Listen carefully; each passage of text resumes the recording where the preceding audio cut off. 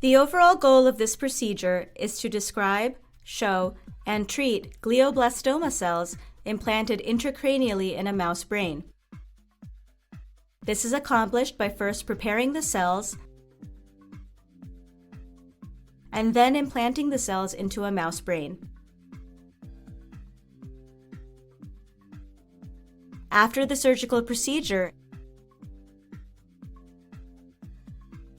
a tumor grows in the brain that can be experimented upon with various treatments. Ultimately, a survival curve can show whether or not the treatment was effective.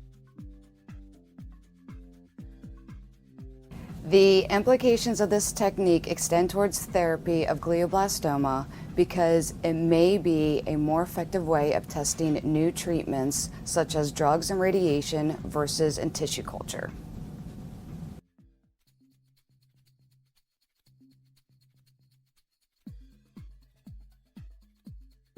Begin by growing the cells of interest, such as U87 cells, to 80% confluence in DMEM with 10% FBS.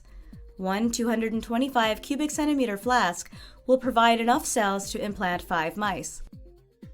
Aspirate the media off of the cells and briefly wash the cells in 10 milliliters of PBS without calcium or magnesium with manual rocking.